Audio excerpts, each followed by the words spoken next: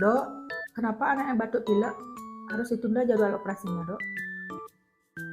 Halo Moms, kembali lagi dengan Dr. Enu Sustarja, dokter spesialis bedah anak. Jadi saya akan menjawab kenapa anak-anak yang batuk dan pilek tidak boleh dijadwalkan untuk operasi.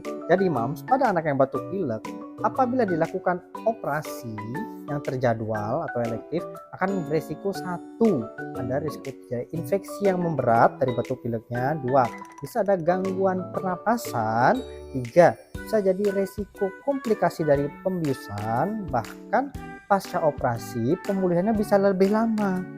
Maka dari itu Moms, pastikan kondisi anak-anak terjaga dengan baik sebelum operasi terjadwal atau elektif supaya pasca operasi mendapatkan hasil terbaik. Sampai jumpa lagi Moms.